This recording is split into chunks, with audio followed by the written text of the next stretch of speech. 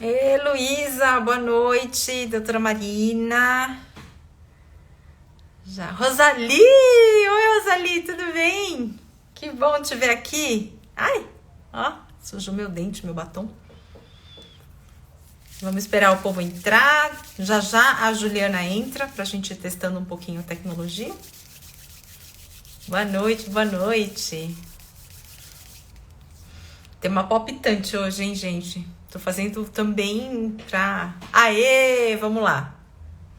Deixa eu chamar a Juliana.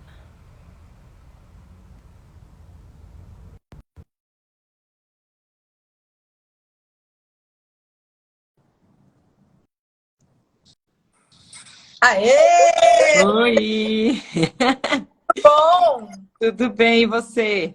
tudo bem. Feliz ano novo, dá tempo ainda, né? Ai, sumiu. Peraí, acho que caiu. Vamos ver. Agora foi. Agora foi, eu acho que eu mexi aqui alguma coisa e agora aconteceu, agora deu, né? Agora sim, agora sim. Então tá bom. E aí, Juliana, tudo bem? Tudo bom e você? Tudo bem, força total. Aí já voltaram as coisas da PUC? Voltar aula presencial ainda não. A Ainda gente não? tá, não, a gente tá fazendo toda preparação, programação, planejamento. Os Ah, professores estão tendo alguns treinamentos, então esse entendi. pré-entrada. Ó, o Diego. O Diego tá no Chega Japão. no Japão, gente, é muito internacional essa live. Muito. Claudete, aqui Magno. Boa noite, gente. A gente vai dar mais uns 2 minutinhos para deixar o pessoal entrar. Sim. Pausa mais vida, Bernadette Novaski. Boa noite, boa noite. Do Carmo Socramo. Ah, muito difícil esse Muito. nome. Deve ser algum apelido. É. É o sobrenome. Oi, meninas, tudo É a bem? Leila, menos pausa, mais vida é a Leila, faz um trabalho maravilhoso. Olha aqui o Diego. Vocês acham que eu ia perder? O Diego não perde uma live. Nossa, e mas lá é bem cedinho, né? Lá deve ser bem de manhãzinha, no É, Japão. realmente, deve ser umas 7 da manhã lá. É, ele já faz o esquenta. Ah, gente, eu tô com um batom. Olá, Tadeu, boa noite. Gente, enquanto a gente está aqui esperando o pessoal entrar, se vocês conhecerem pessoas que tenham interesse nesse tema, chama aí para assistir, porque é sempre muito legal participar ao vivo, porque daí a gente consegue trocar experiências, as pessoas contam as suas próprias histórias, então é muito legal quando a pessoa assiste ao vivo. E é uma oportunidade única de mandar perguntas para Juliana Schultz. Então, aproveita, Aproveita. é todo dia. Diego dizendo que é 7 da manhã. É, nossa, Diego. Tá aí no Japão, mas ó, 7 da manhã já tá no batente. Que Dizendo, legal, né? Bruna Pérez. Boa noite, boa noite. Cadri. Nossa, gente, tem uns nomes muito difíceis. Michel Honda. Flávio. Maria José, eu acho. Bom, gente, são 7 horas. A gente vai começando. Vou fazer as introduções aqui enquanto as pessoas vão entrando.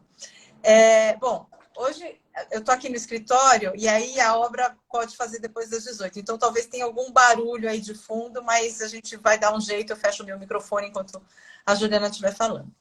Bom, pessoal, a gente está aqui mais uma vez para fazer uma live da série Tudo que você sempre quis saber, mas tinha medo de perguntar. A gente criou essa série exatamente para trazer temas que geram muitas dúvidas no público ou que ainda são muito tabu.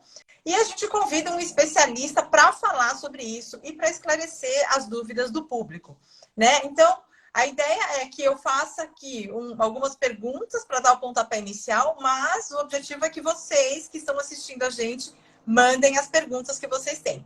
E aí eu sempre repito que não tem pergunta boba, gente. A sua dúvida pode ser dúvida de outra pessoa, então mandem as perguntas. Eu fico aqui organizando e aí a Juliana vai respondendo à medida que a live corre, tá?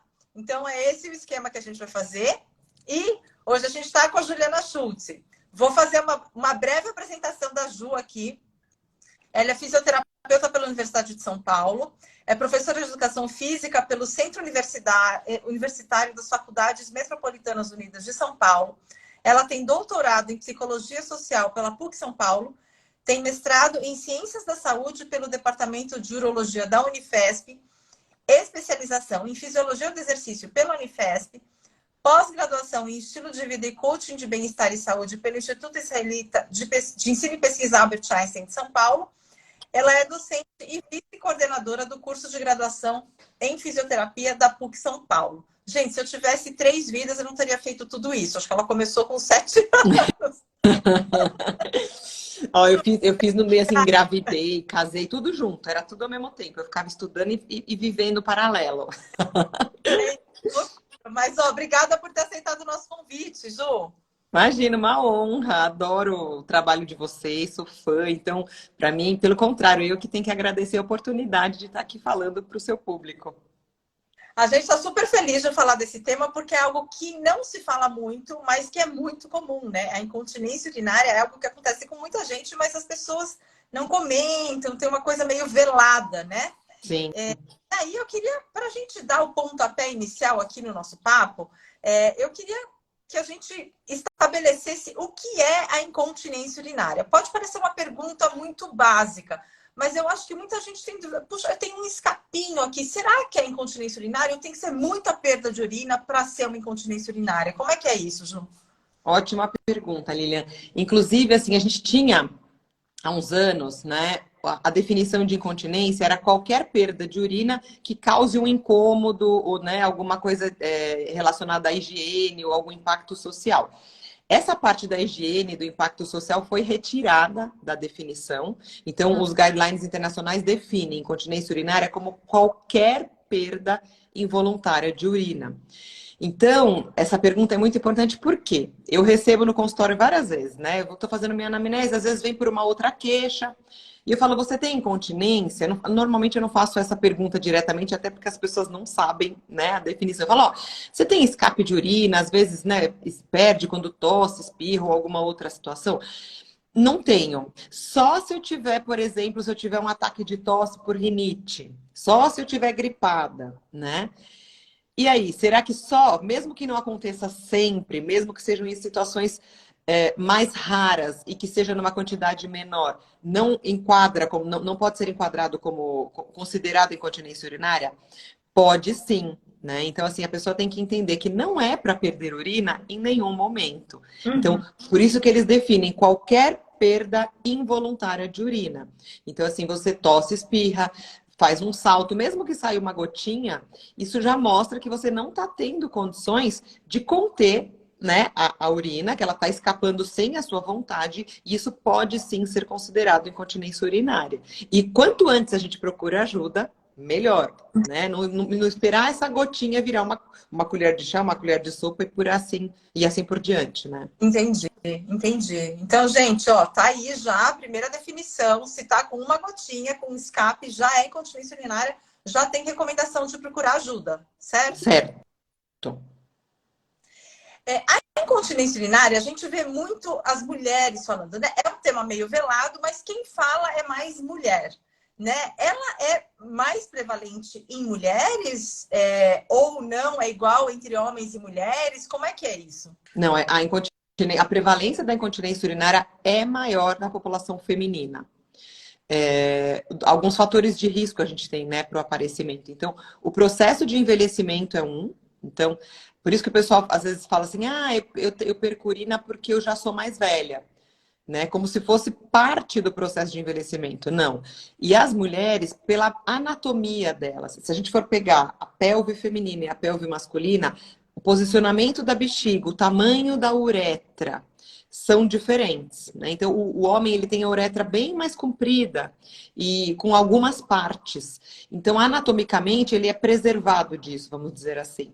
A mulher não, a uretra dela é curtinha. Com o processo de envelhecimento, quando ela entra na menopausa, ou depois dela engravidar e ter vários partos, esse assoalho pélvico, que é a musculatura que a gente tem por baixo, que sustenta os órgãos, ele pode enfraquecer e essa bexiga pode ficar mais baixa. Então, assim, ela tem uma anatomia que favorece E o próprio processo, né, o ciclo de vida feminino, com a entrada da menopausa, as gestações e os partos, podem fazer com que ela tenha mais facilidade ainda de ter a incontinência urinária. Eu fiz uma pesquisa, Lilian, falando de prevalência. Os estudos de prevalência variam, porque é o que você falou, depende de quanto, como eles medem, de qual população que a gente está falando. Muitas vezes a gente não consegue acionar toda a população.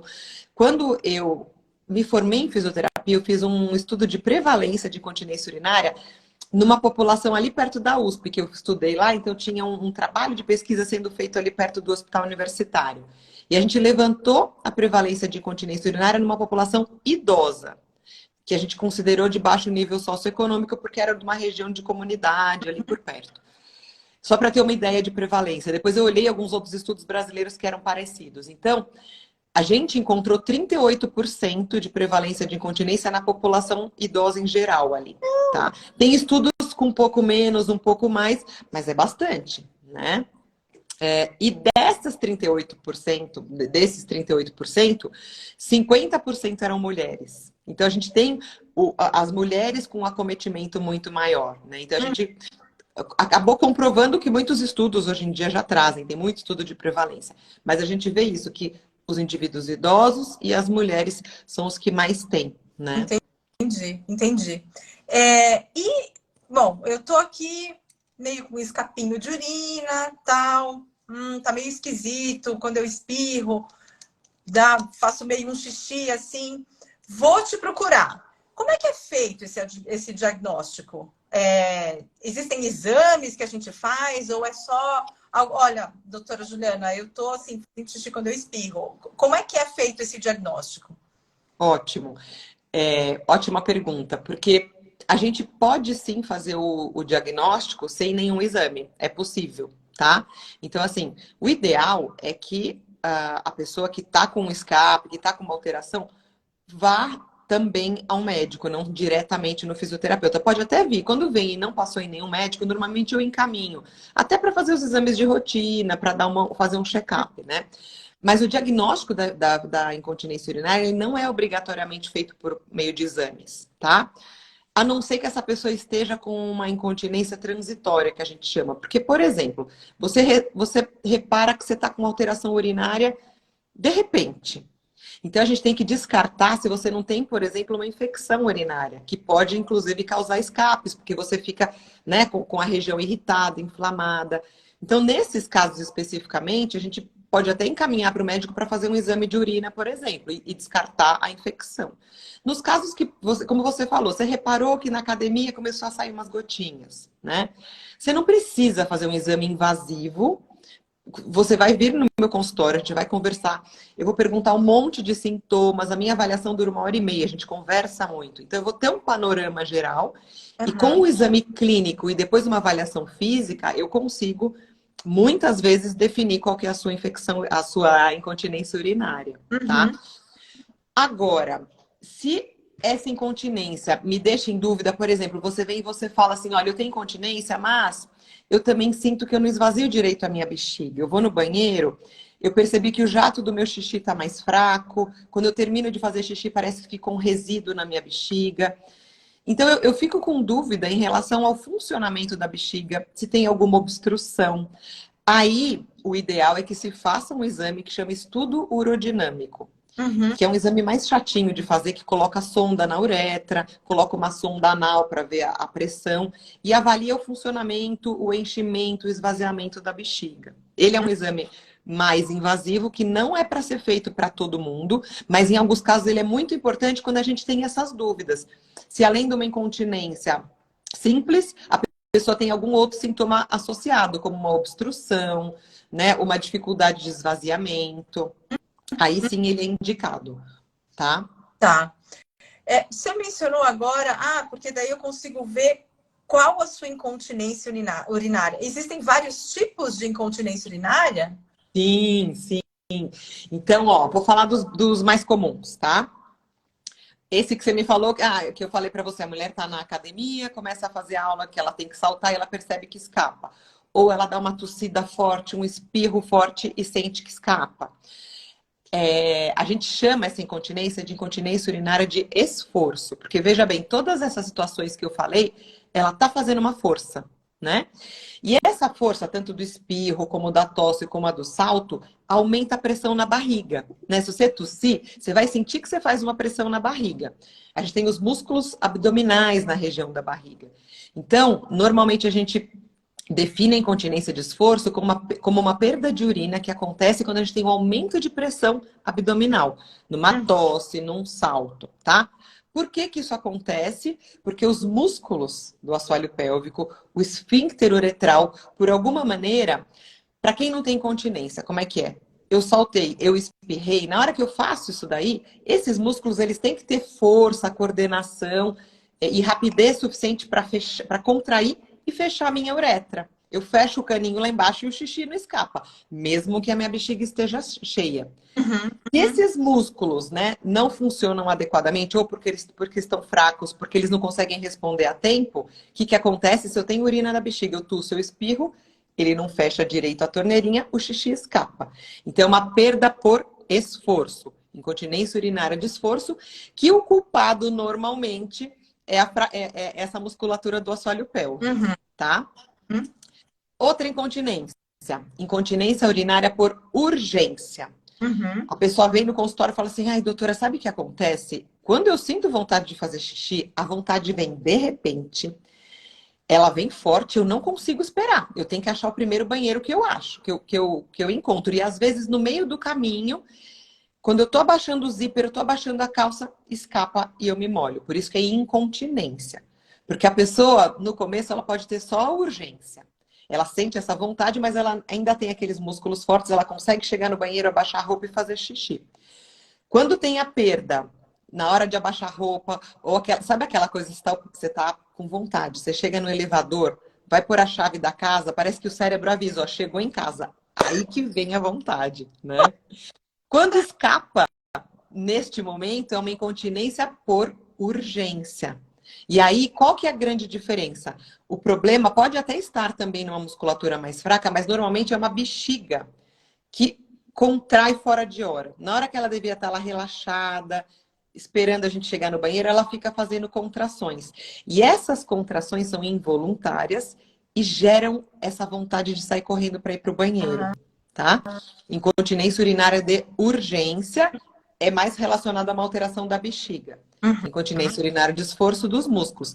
E tem gente que é premiado com as duas. Aí a gente fala que é incontinência urinária mista. Tem um componente de urgência e tem um componente de esforço. Tem todos os sintomas associados.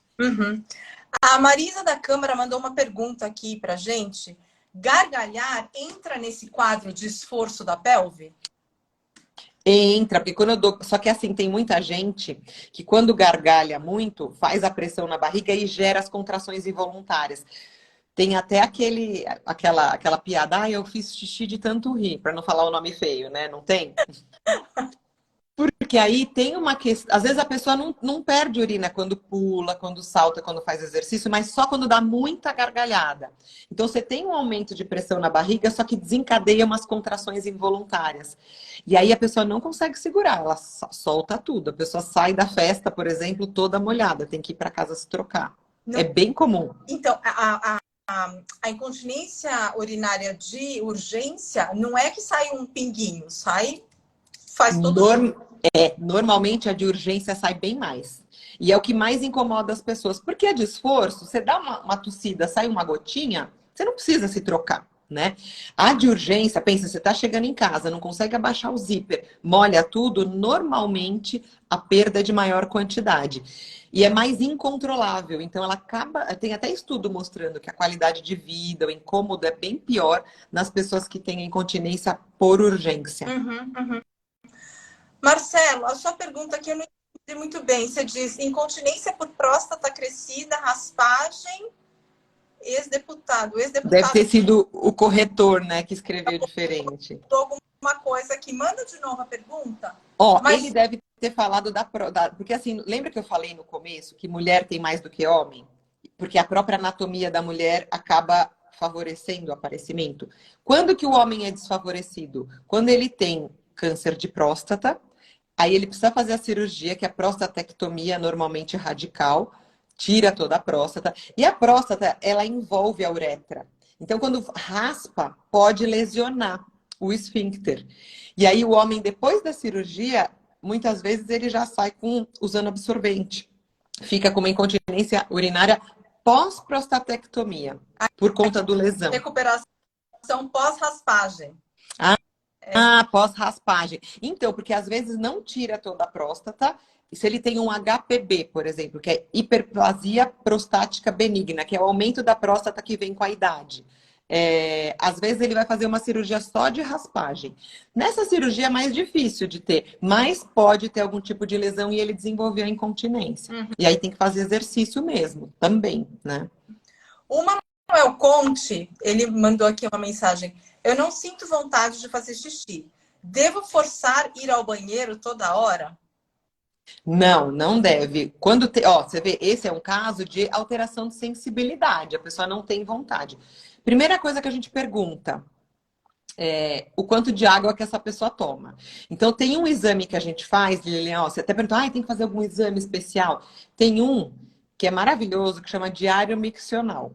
Que a gente pega um papel, ou tem até aplicativo hoje em dia, que a pessoa ela vai anotar por 3 dias tudo que ela bebe, a quantidade e o tipo de líquido.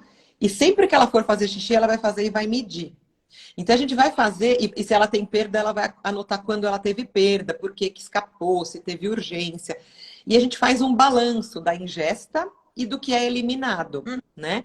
De quanto de volume, porque assim a pessoa veio, essa semana, por exemplo, eu atendi uma paciente, ela tem queixa de bexiga hiperativa, vai toda hora no banheiro e escapa por urgência, tá? Aí eu peguei o diário miccional dela, ela anotou 2 dias seguidos tudo que ela fazia de xixi. Tem horas que ela vai no banheiro a cada meia hora e faz 50 ml de xixi. A bexiga, normalmente, tem que aguentar uns 300, né? Então, o que eu percebi nela?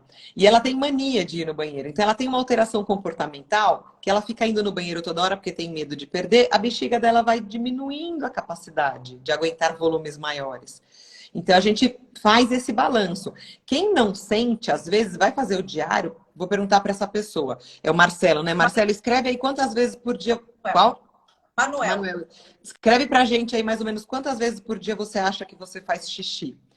Tem gente que vem se gabando. Nossa, eu aguento segurar xixi por 6 horas, né? Ó, minha bexiga é boa. Mas isso não é bom, porque a bexiga ela foi feita para ciclar. Então a gente tem que tomar líquido suficiente para que ela encha e ela esvazie. Ela não pode ficar esvaziando de meia em meia hora, igual eu falei dessa paciente, mas ela precisa ter um ritmo, né? A gente recomenda que seja umas 3 horas mais ou menos de intervalo miccional entre um xixi e outro. Se eu tomo, daí já teve paciente que veio e toma 5 litros de água. É lógico que vai mais, né? Então a gente faz um balanço do que bebe e do que elimina e tem que ter um equilíbrio, né? Quanto que é o máximo? Quanto que é ir muito no banheiro, né? Lógico que depende do quanto bebe, mas a gente considera uma frequência de micção normal até 8 vezes por dia, tá? Se for uma ingesta de líquido equilibrado. Então, até 8 vezes por dia é normal. Quando a pessoa fala, eu vou 20 vezes no banheiro por dia fazer xixi, provavelmente tem um quadro aí de uma bexiga mais hiperativa. Pode ser que já tenha urgência, né? E muito pouco não é bom. A Edna Prado, ela vai entrar aqui já fez uma pergunta, mas já vai ser na nossa sequência aqui. Ela diz, eu tinha incontinência por esforço, mas fiz fisioterapia pélvica e melhorou demais. Então, a minha próxima pergunta seria, existe tratamento ou a gente está com incontinência e a gente está fadado à fralda geriátrica? Como é que é? Não tem tratamento. Você vê, a Edna falou. Terapia, tem cirurgia, como é que é? Tem. A gente sempre começa, Lilia, então, por exemplo, cheguei com essa queixa. O que os guidelines internacionais recomendam como primeira linha de tratamento? Ou seja, o que a gente vai fazer em primeiro lugar para tratar? O tratamento conservador, que não é o cirúrgico, né? Então, por exemplo, a fisioterapia. Se eu tenho uma incontinência urinária de esforço, que é aquela que eu falei para você, que eu tuço, pulo, dou risada e escapa, e se isso é um problema dos meus músculos que estão enfraquecidos, o que eu vou fazer? fisioterapia pélvica, igual a Edna falou que fez. Eu vou fortalecer esses músculos que estão enfraquecidos para que eles voltem a ter a sua função de contenção, tá? Então, fisioterapia pélvica vai ser recomendada como primeira linha. Pode ser só exercício? Pode. Às vezes, esses músculos estão tão fracos que eu preciso ajudar com, por exemplo, uma eletroestimulação. Então, eu vou colocar um aparelho que vai gerar uma corrente e vai ajudar a fazer uma contração mais potente para quem tem esses músculos muito fracos. Eu posso usar um outro aparelho que chama biofeedback, que eu coloco uns eletrodos ali na região do assoalho pélvico para ajudar a pessoa a reconhecer como ela tem que fazer os exercícios. Porque às vezes a pessoa... é uma região que a gente não está acostumado a exercitar, né? Então, a gente usa esses equipamentos para facilitar. A gente coloca o eletrodo, ela enxerga numa tela do computador a contração acontecendo, para ajudar ela a reconhecer. Nas mulheres, a gente ainda tem outros recursos, os cones vaginais, que são os pezinhos que a gente usa. Tudo isso faz parte do tratamento conservador.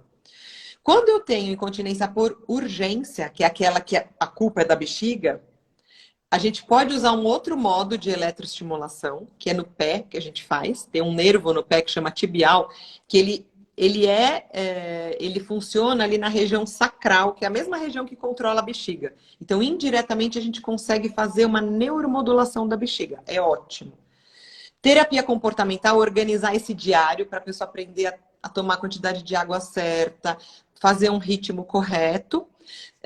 E também tem medicamentos que podem ajudar. Aí o urologista, ou ginecologista, ou geriatra vai recomendar os medicamentos que podem ajudar, principalmente nos casos de bexiga hiperativa, de incontinência por urgência. Na falha disso tudo, se não deu certo, se é uma incontinência muito severa, às vezes vai precisar operar, né? Se a mulher, por exemplo, já tem uma bexiga caída, um prolapso muito grande, às vezes precisa fazer uma correção cirúrgica. Mas é a segunda linha, primeiro conservador. E na sua experiência, a maioria dos casos, você consegue resolver ou controlar com o tratamento conservador, ou a maioria vai da linha e tem que entrar para cirurgia? Depende, Lilian, sabe do quê? A maioria que está numa incontinência leve a moderada fica ótimo. Por isso que eu falei, sentiu que está um pouquinho, já vai procurar ajuda. Porque quando vem com uma incontinência muito grave, já tem uma musculatura fraca demais, já tem prolapso, aí não funciona tão bem. A fisioterapia ela é muito bem indicada nos casos leves a moderados. A gente tem uma recuperação muito boa. Casos graves normalmente vão evoluir para a cirurgia. O Manuel Conte, você perguntou para ele, Manuel, coloca aqui quantas vezes você vai ao banheiro. Ele diz: hoje dei aula o dia todo, fiz xixi quando acordei e outra vez agora, antes do banho. Acho que tomei 1 litro de água. É muito pouco. Primeiro, 1 litro é pouco para o calor que está hoje. Se ele dá aula, ele está falando, ele está se mexendo. Então, provavelmente, ele vai precisar se hidratar mais para estimular essa bexiga a encher e tentar fazer intervalos mais regulares. Mas era bom ele verificar se ele já não tem também uma alteração na sensibilidade da bexiga. Essas pessoas que ao longo da vida ficam muito tempo sem fazer xixi, o que acontece? A bexiga ela vai esticando, né? Como é que a gente sente que a bexiga está enchendo? Porque na parede dela, conforme a urina vai entrando pelos ureteres, né, vindo do rim, a bexiga vai distendendo, né? Ela é um tecido que a gente chama de complacente. Ela é molinha, ela aguenta aumento de volume sem gerar muita pressão. Por isso que a gente segura 300, 400, 500 ml. Quem segura por muito tempo e estica demais, quando a gente estica, tem receptores na parede da bexiga. Então, por exemplo, se eu tomei 2 copos de água e estou conversando aqui com você há 2 horas, a minha bexiga encheu. A parede vai esticando. Esses receptores, eles são sensíveis à pressão, né? Então, aumenta ali o tamanho da parede, faz pressão, eles mandam uma informação para o meu cérebro. Precisa esvaziar. Eu sinto vontade de ir no banheiro, né? Quem fica esticando, fica segurando a vida inteira 5, 6 horas, o que acontece? Esses receptores vão ficando meio adaptados e eles param de dar resposta. Por isso que a pessoa não sente, tá? Mas também provavelmente toma pouco líquido. Então precisa fazer uma avaliação sim, tá? Não é normal não sentir vontade de ir no banheiro. Tem que sentir. Manuel, tá aí a dica então para você. Aqui, A Edna, você estava falando de todos os tipos de exercícios e tal, ela diz, eu fiz tudo isso. Que bom. A Marisa da Câmara diz aqui, quando eu trabalhava em escritório, passava 6 horas ou mais sem fazer xixi. O que prejudiquei aquela época, dá para recuperar? Hoje, mais em casa, vou ao banheiro a cada 2 ou 3 horas. Dá, 2 a 3 horas está um intervalo ótimo. Tem uma coisa também, Lilian, a gente que fala de envelhecimento, né? Então, o aparelho, o trato urinário, ele sofre alterações do processo de senescência. Independente de eu ter tido filho, tudo, existe um processo de senescência que faz com que a bexiga tenha alterações histológicas do próprio tecido. Ela vai ficando mais rígida, com mais colágeno, menos elástica. Né? Então, essa questão de alterar um pouco o ritmo urinário é comum no processo de envelhecimento, tá? Não é incontinência, mas mudar um pouco o ritmo é comum. Então, o que é importante ela fazer? Se ela por muito tempo teve um hábito errado, fazer como ela está fazendo agora. Você vê, ela criou um ritmo bom, tomar bastante líquido, né? Então, se hidratar e tentar fazer um intervalo de 2 a 3 horas, tá ótimo. Tá? E quando for ao banheiro, outra coisa importante, né? Essas pessoas que seguram muito e que têm intervalos muito longos, tem que reparar se quando vai para o banheiro fazer xixi, a bexiga esvazia totalmente e faz um jato bom, aquele xixizão com pressão, gostoso, né? Às vezes, o que acontece com o processo de envelhecimento é que a bexiga perde força, perde capacidade de contrair. E o que acontece? Vai no banheiro, faz xixi e fica com resíduo. Se eu tenho resíduo na bexiga, o que isso pode provocar? Infecção urinária, né? Então, quando eu vou fazer xixi, o ideal é que eu me sente, coloque os pés no chão, fique numa postura adequada e mesmo que se eu sinto que tem um pouquinho de xixi ali, eu faço uma forcinha a mais para esvaziar totalmente a bexiga. Não deixar ficar resíduo. Isso é uma dica boa. A gente está falando, né, de tratamentos e tal, mas antes da gente entrar num quadro de incontinência urinária, eu acredito que existam formas de prevenir, né? Então, não deixar encher muito a bexiga, ir regularmente ao banheiro. Tem exercícios que a gente possa fazer de prevenção, não exercícios para a gente recuperar, mas para a gente prevenir esse quadro? Com certeza. Eu acho assim, falando da mulher, por exemplo, a gente falou do processo de envelhecimento, mas a mulher, quando ela fica grávida, é uma outra população que tem uma prevalência grande. 30%, por exemplo, das mulheres grávidas têm incontinência no 3º trimestre de gestação. É bastante, né? Atualmente, os ginecologistas já perguntam e já encaminham para fisioterapia pélvica quando vê que a grávida tem perda. Antigamente, ninguém fazia isso, né? Então, assim, eu falo, a mulher, ela deveria ter contato com o assoalho pélvico desde jovem. E exercitar. Porque a gente não faz caminhada, a gente não faz musculação. Todo mundo fala, tem que fazer exercício. A musculatura da região pélvica é uma musculatura esquelética igual a do bíceps, igual a do quadríceps. Ela precisa ser exercitada. E além do mais, e nos homens também, tá? A gente manter esses músculos ativos é muito importante. Saudáveis, porque não é só força. Não é um músculo que seja só forte. Ele tem que ser forte, tem que relaxar na hora que precisa, tem que ter coordenação. E essa musculatura pélvica, se você for pensar, a gente está em pé o dia inteiro, né? Ou enquanto a gente está acordado, a gente está na posição vertical. Quem está sustentando as nossas vísceras ali pélvicas, o peso das vísceras abdominais, é o assoalho pélvico. É uma região muito importante de transição, de transmissão de carga do tronco para os membros inferiores. Tem paciente, Lilian, que por exemplo, eu faço reabilitação pélvica e a gente percebe que a marcha melhora, porque ele fica com o abdômen, a gente tem conexão com o abdômen, então eu sempre trabalho o assoalho pélvico com os músculos respiratórios e com os músculos abdominais. Então, eu melhoro a postura. Então, eu digo mais, eu digo que não é só prevenir a incontinência, é trabalhar a postura, trabalhar o funcionamento do corpo de maneira equilibrada. Quanto antes. Se eu puder começar isso jovem, melhor. Se eu não comecei jovem porque ninguém tinha me falado isso, sempre é tempo. Mas eu acredito sim que trabalhar esses músculos previne e deixa o corpo funcionando de maneira adequada, né? Mais adequada. Gente, no Instagram da Juliana, ela faz muitos exercícios, ela dá várias dicas de exercícios, e eu já fiz vários exercícios que ela recomendou lá. Então, vale a pena dar uma olhada lá, porque tem vários vídeos, ela explica bem direitinho. E é isso, né? A gente não começou quando tinha 20 anos, mas dá para começar, porque ainda tem benefícios, né? Sempre é tempo, sempre é tempo. E aí eu acho que assim, a Edna, por exemplo, que fez fisioterapia pélvica, a gente tem no consultório, a gente tem um ritmo de ensinar que começa do isolado, de como ativar esses músculos especificamente, de maneira isolada. Aí a gente vai juntando a respiração, vai juntando o abdômen, vai juntando os outros músculos do corpo, vai fazendo em pé, com agachamento. E aí o que acontece, né, Lilian, essa coisa da prevenção? Eu, por exemplo, vou agachar para pegar um peso no chão, automaticamente eu ativo o meu assoalho pélvico e o meu abdômen. Então, eu estou trabalhando ele ao longo do dia. Se eu tossir, ó, eu tossi, eu já ativei. Então, eu estou prevenindo perda, eu estou exercitando esses músculos para eles não se enfraquecerem quando eu entrar na menopausa e quando eu ficar mais velha, né? Para eu não ter perda urinária. Então, tem que fazer. Uhum. Inclusive, o meu doutorado foi. Eu apliquei um método de exercício que eu trabalho, que chama ginástica feminina, que é baseado nisso que eu falei. Trabalho o assoalho pélvico e vai associando ao resto do corpo.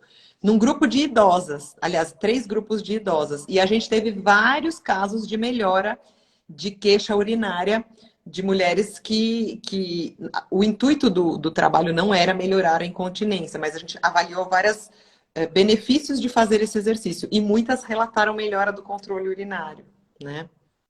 Então, gente, dá uma olhada lá no Insta da Ju, porque realmente tem várias dicas lá. A Edna está falando, eu aprendi a fazer os exercícios durante o treino. Edna, se você puder compartilhar com a gente, como é que foi para você? Como é que você percebeu que estava tendo escape? Se você quiser, claro. Mas é que é sempre muito interessante a gente ouvir a experiência dos outros para talvez... tá parecido com o meu, hein? Talvez seja a hora de eu procurar ajuda. Então, se você puder compartilhar a sua experiência com a gente, aí eu leio aqui, acho que seria legal. Com certeza, seria ótimo. Existem atividades, eu, por exemplo, eu estou com 48 anos, né? Fui na minha consulta na gineco, ela falou, olha, você é corredora, seria muito bom você começar a fazer exercícios para o assoalho pélvico, porque a corrida é uma atividade que não ajuda nesse sentido. Existem atividades que beneficiam ou que, né, prejudicam aí a questão do assoalho pélvico? Então, a gente tem, Lilian, vários trabalhos mostrando que as atividades de impacto, corrida, as que têm muito salto, principalmente corrida e salto, elas geram uma sobrecarga no assoalho pélvico, tá? Eu não gosto de falar, não, porque eu já tive paciente que veio e falou, ó, meu gineco falou para eu não correr. E eu tenho várias ginecos que trabalham comigo e falam, não, tem que correr, porque o exercício não te faz bem correr, né? Você não gosta? Como é que você tira uma coisa que faz bem para a saúde e que a pessoa gosta?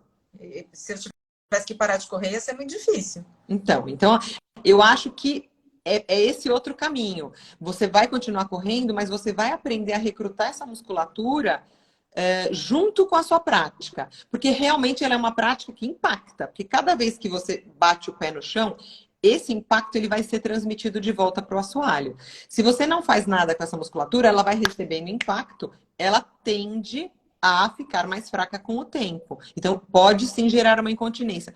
Mas, se você souber ativar essa musculatura de maneira correta, e normalmente a gente ativa quando a gente está fazendo um esforço, não tem problema. Mas, via de regra, atividades com muito impacto, que exigem muito esforço, por exemplo, no CrossFit, que eles fazem aquele monte de peso, e às vezes tem até uns vídeos, né, de atleta, que quando levanta o peso, escapa xixi. Tem umas fotos, assim, bem emblemáticas. Porque às vezes a pessoa ainda faz em apneia, prende a respiração e aumenta a pressão na barriga. Aí, empurra o assoalho pélvico para baixo e escapa xixi. Então, a gente tem que, na verdade, não proibir a pessoa de fazer o esporte, mas ensinar como recrutar esses músculos adequadamente em cada situação que envolve esse impacto maior, esse esforço maior no assoalho pélvico. Vamos lá. A Edna está contando aqui. Tinha escape há muitos anos, fiz várias urodinâmicas e o médico dizia não ser caso cirúrgico. Até que o último urologista me orientou e pediu a fisioterapia com biologia feedback. É biologia feedback? Biofeedback. É que devem ter corrigido. É biofeedback. O biofeedback foi o que você explicou ou não? Foi aquele da tela do computador, que você coloca um eletrodo na região pélvica e enxerga no computador quando você contrai, quando você relaxa os músculos. Uhum. Ju, uma das coisas que não... aqui, vamos ver a continuação. Não. Fiz 20 sessões e nunca segui algo com tanto rigor. Não tive mais escape e aprendi a fazer alguns exercícios fazendo exercício. Estou feliz com o resultado. Não acreditava.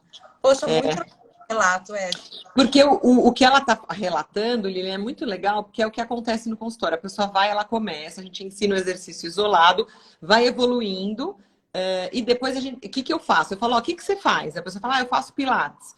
Então a gente começa a ensinar a ela a recrutar o assoalho pélvico no pilates, na corrida, na musculação. E eu falo, ó, você está de alta, porque agora você vai usar a musculatura do assoalho pélvico nas suas atividades de vida diária e no seu esporte. Então ela vai fazer isso para o resto da vida, né? Então, isso que é o bacana, você não fica dependente de uma terapia. Né?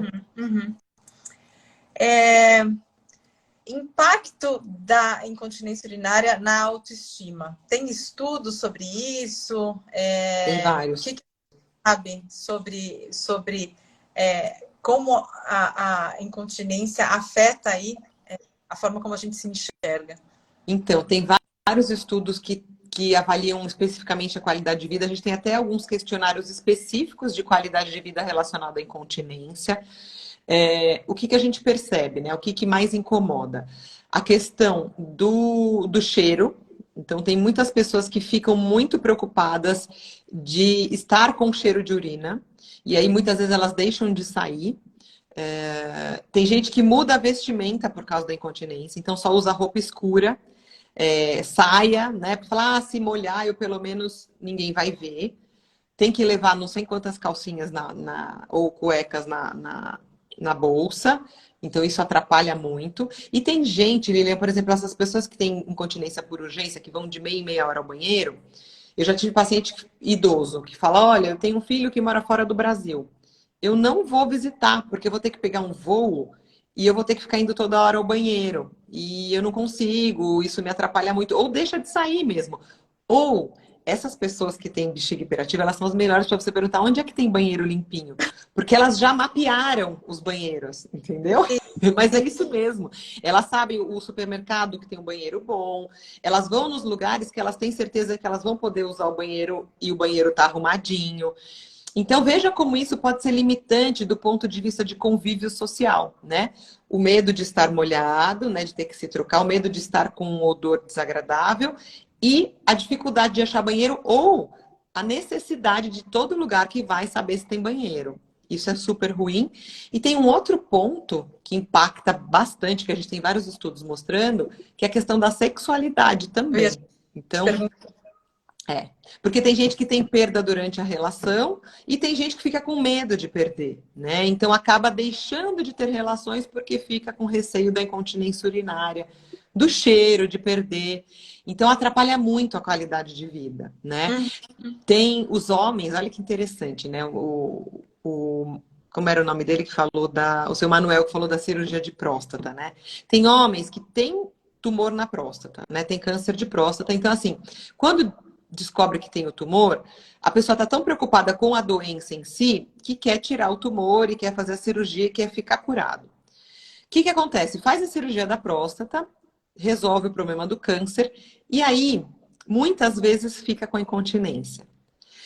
Quando eu recebo esses pacientes no consultório, homens mais ou menos, né, normalmente tem mais de 60 anos, eles vêm arrasados, porque eles falam, você não sabe como, para mim, perder urina, ter que usar um absorvente, como eu me sinto mal com isso, né? Então, a gente percebe muito que eles estão arrasados, assim, estão deprimidos mesmo com essa questão da perda, de ter que usar o absorvente. Então, impacta muito na autoestima, né? As mulheres, como sempre, são mais resilientes. Muitas vezes é uma perda que começou devagar e foi aumentando, e elas vão se adaptando àquela coisa de achar que é normal. Ah, vou usar um absorvente. Ah, vou comprar um absorvente um pouquinho maior porque está perdendo mais. E vai levando. Quando vai ver, já está com uma perda muito grande. Então, acho que uma dica de ouro é assim, tá perdendo um pouco de urina, não tá normal, vai logo procurar um urologista, algum profissional habilitado para resolver isso no início, não deixar piorar, né? Uhum, uhum. Você mencionou aí o caso de homens que, de repente, tem que usar absorvente, né? Em que casos isso é recomendado? Que tipos de absorventes existem? Porque muitas mulheres falam, eu tô perdendo só um pouquinho, vou usar um absorvente que eu usaria, né, durante a menstruação. Mas muitas vezes não é suficiente, né? Aí passa para o absorvente noturno, né? É, Mas é.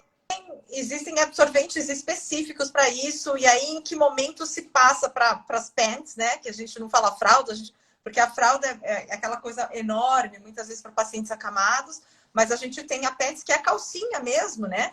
Que Sim.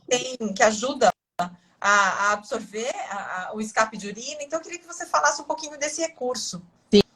Primeira coisa, né? Se for usar um absorvente, tem muitos no mercado que são específicos para incontinência. A maioria das mulheres que vem fala, eu uso Carefree, né? Que é o diário, que é fininho, que não é para isso, né? Porque sai só umas gotinhas e fica direto com esses absorventes. Não é para usar isso, né? A gente tem várias marcas que são linhas feitas especificamente para incontinência, que tem uma absorção diferente. É diferente do fluxo que eu tenho na menstruação, de um fluxo de urina, né? E eu tenho que ter ali um produto que não faça refluxo, que proteja a pele, né? Então, assim, quando são perdas leves, eu falo, essa mulher que está só com absorvente de perda de ar, que perde umas gotinhas, eu encorajo a tirar isso fora, exercitar o assoalho pélvico, ficar alerta e melhorar essa musculatura, né? Quando tem perdas que já são mais severas e que tão difíceis de controlar, a gente sempre orienta a comprar um absorvente de boa qualidade, né? Que proteja a pele e que faça essa função de absorção. Eu tenho os meus preferidos, mas eu não vou fazer propaganda, né? Mas tem marcas muito boas. E aí no consultório, às vezes a pessoa traz, a gente orienta muito isso, né? Essa semana eu atendi uma idosa que acorda totalmente molhada. Totalmente molhada, tem que se trocar e tudo mais. Fui olhar o absorvente, ela usa um que é noturno, mas é pequenininho. Aí eu falei para ela, para a perda que ela tem, e é uma idosa com muita alteração de mobilidade, alteração visual. Então, o que eu tenho que pensar, que eu acho que é importante? Dependendo da severidade, se for um idoso, por exemplo, que tem risco de quedas, já tem osteoporose, eu prefiro que use uma pants, por exemplo, uma calça descartável, né? Que hoje em dia eles fazem a calça parecida com uma calcinha de verdade, com cor. Várias cores. Tem, né? Então a pessoa usa como se fosse uma calcinha. Isso dá muita qualidade e evita dela levar uma queda no meio da noite, por exemplo, e fraturar o fêmur, que é uma das piores coisas que pode acontecer para um idoso, né? Ele ter uma fratura de fêmur, perder mobilidade, ter que fazer uma cirurgia. Então, nesses casos eu recomendo. E a ideia, os absorventes, eles têm o nível de absorção. Incontinência leve, moderada e severa, porque daí ele vai ser feito com absorção específica para isso. Então, tem que olhar. E eu sempre encorajo fazer exercício, né? Tem paciente pós-cirurgia de próstata, por exemplo, que fica com mania de usar.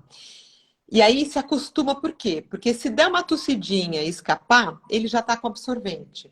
Então eu falo assim, olha, quando for sair, vai para o supermercado, vai para o shopping, vai viajar, põe, porque se escapar não vai se molhar. Mas quando tiver em casa, tenta ficar sem, até para ficar mais alerta em relação ao controle dessa musculatura, né? Então muitas vezes a gente faz isso, tá? Mas eu não acho que é um recurso ruim, eu só acho que ele tem que ser bem indicado, não pode virar uma muleta. Então a pessoa tem que saber qual usar. E se tiver uma incontinência leve, se estiver usando, uso adequado, mas a gente vai tentar tirar com o tempo, né? E se for grave e não tiver muito o que fazer, igual essa idosa, vai usar, porque a gente está pensando na segurança, né? Tinha uma idosa que ela gostava de ir para esses bailes da terceira idade, né? Falava que era a terceira idade, agora não fala mais, mas ela falava que era o baile da terceira idade do bairro dela. E tinha muita perda, tinha receio de ficar cheirando. E ela punha um absorvente, uma calça por cima, era um enrosco. E aí eu apresentei para ela, falei, por que que você não põe esse daqui que parece uma calcinha, que tem uma absorção? Mudou a vida dela, né? Porque não ficava fazendo aquele volume e ela porque assim, no movimento da dança, apesar dela já estar conseguindo controlar melhor com os exercícios, ela falou que ainda escapava, porque era uma perda mais severa. Então, por mais que escapasse, ela não ficava preocupada e não atrapalhava a dança. Então, a gente tem que pesar, né, a questão de quando usar, da qualidade de vida, da qualidade do material que a pessoa vai usar, né, do absorvente, Uhum. tudo isso. Ju, deixa eu te perguntar uma coisa. A gente tá, da forma como você está apresentando, me parece que a taxa de sucesso é muito grande. Ninguém precisa ficar sofrendo muito com incontinência urinária, porque a gente tem 1 zilhão. A gente tem a ginástica, a gente tem os aparelhinhos, a gente tem a cirurgia. Então, assim, me parece que é algo que é solucionável. Ninguém precisa ficar sofrendo com incontinência urinária. É isso? É isso, Lilian, verdade. Eu nunca tinha pensado de falar dessa forma, mas a gente tem que divulgar isso porque a pessoa fica sofrendo à toa. Não é para atrapalhar. Tem solução. Para todos os casos, pode ser que seja uma solução mais complexa, uma cirurgia. Casos neurológicos, às vezes, são mais difíceis. Tem paciente que, às vezes, precisa pôr botox. Então, tem alguns casos, logicamente, que tem ali uma comorbidade que está gerando a incontinência, principalmente de ordem neurológica, que pode deixar mais complicado. Uhum. Mas mesmo assim a gente melhora a qualidade de vida. Né? Uhum. Por exemplo, o Parkinson. O Parkinson, muitos pacientes de Parkinson desenvolvem a bexiga hiperativa. Tem a urgência. E a gente tem resultados muito bacanas com eletroestimulação, por exemplo. Né? Não precisa zerar, mas aí, por exemplo, pode usar um absorvente, fazer eletroestimulação e ter uma qualidade de vida boa, né? Uhum. Você acha que é importante, pelo menos nesses casos que são um pouco mais complicados, né? Que talvez a recuperação não seja uma possibilidade, mas talvez o controle. Você acha que é importante ter um acompanhamento psicológico para correr em paralelo? Ou você acha que não, que na verdade. Olha, muitas vezes eu vejo quando tem, né, uma desordem, vou falar do caso do Parkinson, por exemplo, né? Eu tenho uma paciente que olha que interessante, ela veio para o consultório por causa da queixa urinária. Acordar muito à noite, que chama noctúria, a gente não falou, mas quem acorda muito à noite para fazer xixi e é acordado pela bexiga, a gente chama de noctúria, muito comum nos idosos, tá? E atrapalha o sono, que tem que ser reparador e tudo mais. Ela veio com essa queixa, eu notei um tremor na mão dela, uma marcha mais lenta, e aí ficou aquilo na minha cabeça. Na anamnese ela não me falou nada, mas ficou aquilo na minha cabeça. Aí eu encaminhei para uma geriatra, que é minha amiga, que eu confio muito, já, assim, falei para ela, passa numa geriatra e tudo mais, mas eu já falei, ó, tô desconfiando do Parkinson. E era Parkinson, né? Ela fez depois, agora vai acompanhar com neuro e tudo mais. E ela ficou arrasada com esse diagnóstico, né? Ela tá melhorando da incontinência, ela tá fazendo tudo que precisa fazer, mas receber este diagnóstico para ela foi muito pesado. E aí, para ela, por exemplo, eu acho que caberia um acompanhamento psicológico, né? Eu acho, pelo que eu vejo da prática clínica, Liliane, a gente não sabe. Tem uma amiga minha que trabalha com hemodiálise. Olha que interessante. Ela fez o mestrado dela, ela estava comigo lá na Unifesp, na época que eu estava fazendo meu mestrado, ela estava fazendo o dela, ela é psicóloga.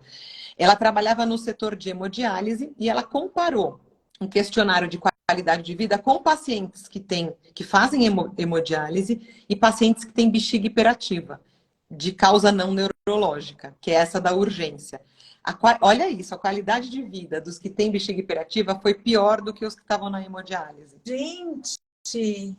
Aí, no final, o que ela analisou é que assim, o cara que está na hemodiálise, ele já processou aquele problema. Né? Ele já está num processo mais crônico. O da bexiga hiperativa está ali e não aceita. Então, olha como é que essa coisa da aceitação, do quanto isso impacta, depende muito da pessoa, depende do contexto. Então, eu acho que tem paciente que vai muito bem fazer uma terapia junto, sabe? Porque, às vezes, você vê que é uma pessoa ansiosa e o aspecto emocional interfere no funcionamento da bexiga. Muitos dos pacientes que têm bexiga hiperativa falam, nossa, se eu estiver passando por um estresse, se eu estiver muito ansiosa, minha bexiga fica uma porcaria. Porque tem, né, um componente de ansiedade, um componente emocional que pode interferir, né? Ó, muita gente dando oi para você aqui. Valéria, maravilhosa, Schultz. Alguém falou aqui, boa noite, professora. Perdi aqui. Deve ser aluno. Oh, tem a Mari, que é professora lá da Célia PUC comigo. Bernardo dizendo boa noite, doutora. Oi, Muito Célia. assistindo a live. Pessoal, estou sentindo falta das perguntas de vocês, porque só eu que estou fazendo pergunta aqui. E é tudo pergunta pessoal, gente. Sabe uma coisa, Lili? Ah, aqui, ó, a Marisa perguntou dos remédios da pressão que interferem. O que acontece? Tem muito remédio de pressão. Ah, quando a gente atende idoso, às vezes elas falam, ah, olha, a minha perda urinária é muito pior do de manhã, né? E aí, a gente que trabalha com idosos, da história da polifarmácia, na anamnese eu já pego todos os medicamentos e vejo o horário que toma e tudo mais. Muitos medicamentos antihipertensivos, eles têm um componente diurético. Então, a gente tem que, não vou falar para parar de tomar o remédio, mas a pessoa ela tem que ficar ciente de que de manhã, quando ela toma o medicamento, provavelmente ela vai ir mais vezes ao banheiro. E aí a gente pode pegar o diário miccional e organizar para isso não incomodar tanto, né? Uhum. Ô, Ju, você acha que a ginástica feminina deveria ser uma modalidade nas academias? Como tem pilates, tem yoga, tem, né? Tem tantas modalidades aí de ginástica. Você acha que a ginástica feminina qualificaria para entrar no hall das academias? Ah, eu acho que sim, viu? Já me pediram para fazer formação e tudo. Para mulher é muito legal, porque do ponto de vista do autoconhecimento, sabe? Melhora a condição dos músculos do assoalho pélvico. Quem tem, por exemplo, uma incontinência muito leve, às vezes só de fazer a prática da ginástica melhora, que é o que aconteceu com várias idosas do meu doutorado. Lá na PUC, a gente faz estágio, a Mari, que está aí, é a coordenadora de estágio, no NCI, no Núcleo de Convivência de Idosos. E eu faço lá uma prática de... A gente não chama de ginástica feminina porque tem homens também, a gente chama de ginástica pélvica, mas é a ginástica feminina, porque ela não precisa ser só para as mulheres, né? É que o meu público é mais feminino. E eles adoram. E acontece muito do que eu te falei, de melhorar o controle da musculatura pélvica, melhorar a postura, melhorar equilíbrio. E tem também, quando a gente fala das mulheres, o aspecto da sexualidade. Porque esses músculos, eles estão diretamente relacionados ao desempenho sexual. Tem vários trabalhos mostrando que músculos do assoalho pélvico bem trabalhados geram melhor resposta sexual, né? Então, você gera um autoconhecimento muito importante e a mulher passa a prestar atenção nessa parte do corpo. Tanto para controlar a urina, como para os movimentos do dia a dia, para a postura, como também muitas vezes isso funciona como um despertar para a sexualidade, para prestar atenção melhor nesse corpo. Então, eu sou mega fã, né? Da ginástica feminina. Eu faço, eu tenho agora, eu tinha parado com os grupos presenciais no consultório desde a pandemia, porque eu também não estava conseguindo organizar, mas agora eu vou voltar com um grupo. E eu tenho um curso online também, que tem aqui no Instagram. Se alguém quiser olhar, no link da minha bio, eu coloquei, porque no doutorado eu escrevi um livro descrevendo o método. Foi uma parte das produções para o doutorado, né? Aí, na pandemia, o pessoal estava todo em casa, uma menina entrou em contato comigo e a gente fez o curso online para as pessoas que estavam em casa presas fazerem. E aí teve uma repercussão super boa. Agora eu dei uma diminuída porque a galera está querendo compartilhar presencial.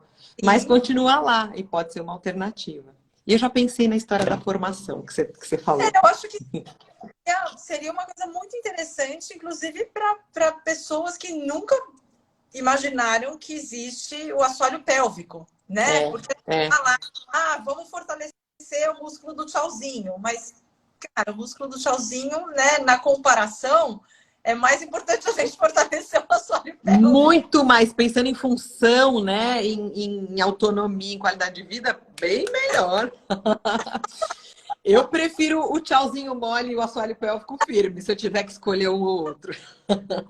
Mas na ginástica feminina a gente trabalha todos. Trabalha braço, eu faço exercício juntando tudo, o corpo inteiro. E Ju, fala um pouco mais desse curso. No final, a gente sempre deixa as pessoas, enfim, falarem das iniciativas e convidar as pessoas para curtir perfil e tal. Então, eu queria que você falasse um pouquinho do seu curso, como é que as pessoas podem te contactar, como é que elas podem fazer o curso, enfim.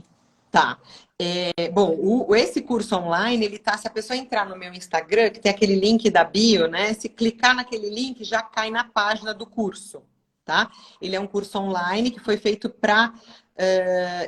quem compra o curso tem acesso durante um ano. Então, pode ficar praticando.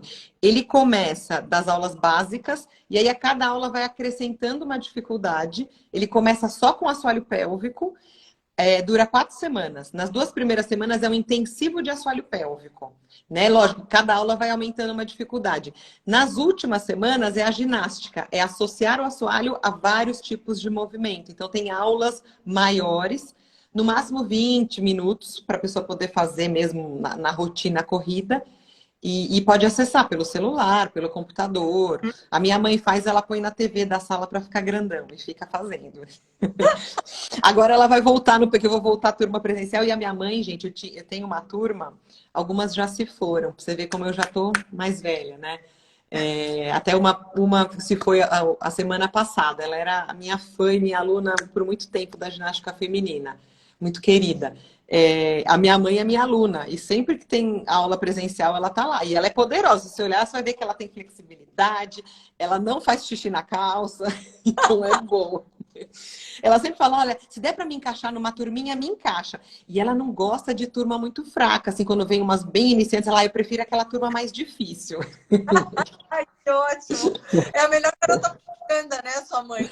Ela é. Ela precisa voltar também, que ela tá paradona, eu vou fazer ela voltar a fazer ginástica feminina. Ah, legal. A Marisa tá perguntando qual o nome do perfil no Insta. @Juchuse. Eu vou escrever aqui, ó, nos comentários. Acho que aparece aí, não aparece?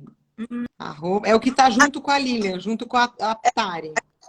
Sim, mas você consegue ver Aptar 360 e Juchuse. Eu escrevi aqui nos comentários. Isso. Sabe o que eu achei legal? Quando eu falei do assoalho pélvico, não sei o que era fundamental, teve um homem, o Rodrigo, que escreveu, é fundamental. É isso aí, os homens têm que pensar assim também, não é? É isso aí, porque, né, todo mundo está suscetível à incontinência. Você sabe, Lilian, que no doutorado eu fiz com 2 grupos da PUC e um grupo onde é o NCI, que a gente está hoje em dia na PUC, né? Que é na região periférica aqui de Santo Amaro. No segundo grupo da PUC, que era da Faculdade da Maturidade, a Faculdade Aberta à Maturidade, tinha um senhor. E ele era muito engraçado, porque falava, ó, essa mulherada, ele falou, não, eu venho aqui porque eu quero conhecer melhor as mulheres. Ele fazia os exercícios e ele falou, eu tô aprendendo muito aqui, agora eu vou saber tratar melhor das mulheres. Eu achava ele maravilhoso, quase que eu levei uma medalha para ele no último dia. Excelente! E ele ia no muito baile, ele falava, não, agora eu tô no baile, eu tô sabendo do assoalho pélvico, não sei o quê. Era demais. Muito bom essa história, Ju! Muito bom. Bom, gente, vocês sabem que a gente é super pontual aqui com as nossas lives, porque a gente quer que as pessoas saibam quando começa, quando termina, para conseguir se organizar. Então, a gente está aqui com 1 hora de live. Então, eu queria te agradecer muitíssimo, Ju. Foi muito legal esse papo, muitas informações valiosas, que eu acho que o povo vai praticar em casa. Com certeza.